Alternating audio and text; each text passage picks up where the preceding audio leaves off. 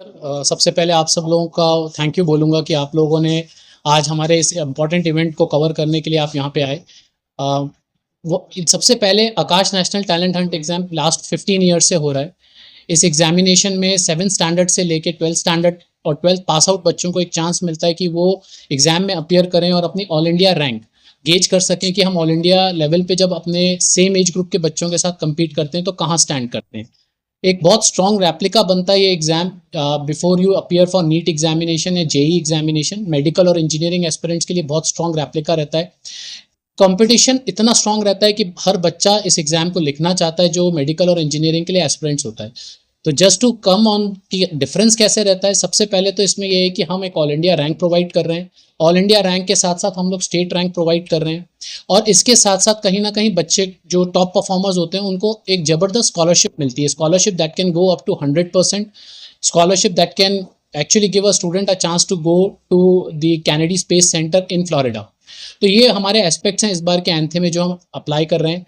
Second part आपका question का था कि हम औरों से कैसे डिफरेंट हैं। उसमें सबसे बड़ा डिफरेंस यही है सर कि हम जब आकाश इंस्टीट्यूट में नेशनल टैलेंट हंट एग्जाम कराते हैं तो हम उन टैलेंट को नर्चर करते हैं जो स्कूल में अच्छा परफॉर्म कर रहे होते हैं और वो स्कूल के बच्चों को स्कूल की एजुकेशन के साथ साथ ही हम आकाश में बुला के एजुकेशन देते हैं। हमारी टीचिंग पैटर्न, जब बच्चा एंथे का एग्जाम देता है और एक अच्छा रिजल्ट लेके आता है तो उस रिजल्ट को लाने के बाद बच्चे के पेरेंट्स को कॉल किया जाता है, वो यहाँ पे आके एडमिशन लेते हैं और हमारी क्लासेस जो होती हैं या तो वो इवनिंग आवर्स में होती हैं which starts at 4 o'clock to 7:45। Monday Tuesday Thursday Friday पढ़ाते हैं, स्कूल के साथ साथ क्लासेस चलती हैं। अदरवाइज उनकी शनिवार और रविवार को क्लासेस होती हैं जो 8 बजे से लेकर 5 बजे तक होती हैं।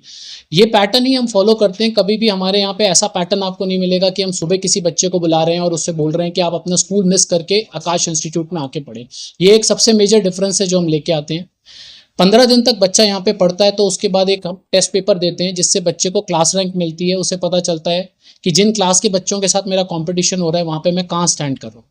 फर्दर मोर 45 डेज बाद हम बच्चे को इंटर आकाश रैंक देते हैं, धीरे धीरे कंपटीशन बढ़ाते हैं और इंटर आकाश रैंक के बाद हमारा एक सबसे इंपॉर्टेंट टेस्ट पेपर जो होता है वो है ऑल इंडिया आकाश टेस्ट सीरीज।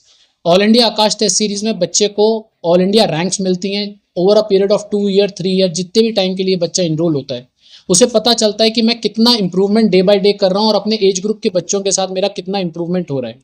टीचिंग टीम जैसे मेरे साथ अभी मौजूद है, day in day out parents को इनवाइट करते हैं, डे इन डे आउट बच्चों को बताते हैं जहाँ पे उनके कुछ टॉपिक्स में प्रॉब्लम होती है, जहाँ पे उन्हें लगता है कि ये टॉपिक बच्चे को अभी उतना अच्छे से वो नहीं समझ पाया, तो उनके लिए एडिशनल क्लासेस एक्स्ट्रा क्लासेस लगाई जाती हैं और यहाँ से ही हमारा पूरा पैटर्न जो है वो एग्जीक्यूट होता है। So just to come on to your question, so the first screening test is ANTHE itself. You give ANTHE examination, you come to know what is your scholarship.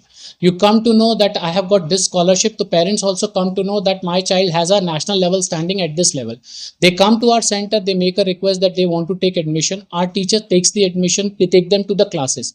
So one thing which we always do is we never segregate the students on the basis of scholarship. So if 4 of us are sitting and all of us have given ANTHE examination and my colleagues have got a scholarship of 100% and I have got a scholarship of 40%, I will be given a chance to study in the same batch.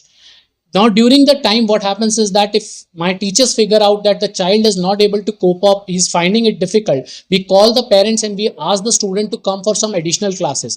In these additional classes, the topic in which he or she is weak, the teacher puts some additional effort to get that particular topic cleared. Once this particular process has been repeated for a time frame of year, 2 year, 3 year, whatever time child has enrolled. Once this has been done, there is a possibility that the child will catch up. Lastly, very rare it happens, sir, that we get a student who is really not able to cope up. But just to give you an answer, sir, if there is a student who is completely unable to cope up, then we definitely discuss it with the parent, let them know about different career avenue. We just actually go ahead and tell them about other career avenues that are available so that the child should not get demotivated. He should not feel demoralized. And then we tell them that, okay, we may go ahead and refund your fees. ये pedagogy को back करूँगा, मैं अपने बारे में यही कह सकता हूँ कि last 30-32 years में जो हमें सक्सेस मिली है हम उसी को day in day out back करते हैं। जहाँ तक बात रही आई थिंक दूसरी, वो पेरेंट्स का कॉल है, they can go ahead and take a call कि उनको जो राइट डिसीजन अपने बच्चे के लिए लगे उसे फॉलो करना चाहिए। मेरी तरफ से कभी भी किसी पेरेंट की तरफ ये फोर्स नहीं जाता कि आपको आकाश इंस्टीट्यूट में अगर एक बच्चा एग्जाम देता है, बच्चे की स्कॉलरशिप अच्छी आती है तो कहीं ना कहीं पेरेंट और बच्चा खुद कीन हो जाते हैं कि उनको जल्दी से जल्दी आके ज्वाइन करना है। जहाँ तक बात रही कि what exactly we go ahead and do, वो मैंने अभी आपको बताया। बट सेकेंडली जो डिफरेंट कॉम्पिटिशन्स हैं सर, उनके बारे में we leave it on the choice of parent. अगर पेरेंट्स को ये लगता है कि उनको वहाँ पे अपने बच्चे के लिए ज़्यादा बेटर मिल रहा है तो हम उसमें कभी इंडल्ज नहीं होते।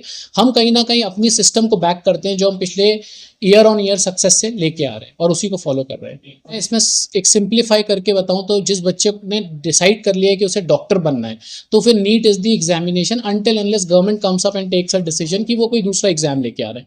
तो नीट का एग्जाम ही ग्लोबल गेटवे है जिसको बच्चे को अपीयर करना है। बच्चे को सिर्फ ये, पेरेंट्स को सिर्फ ये कॉन्सेंट्रेट करना चाहिए कि मेरे बच्चे को नीट का एग्जाम में अच्छा स्कोर लाने के बाद एक गवर्नमेंट कॉलेज में एक सीट चाहिए जहाँ पे जाके वो अपनी एमबीबीएस स्टार्ट कर सके।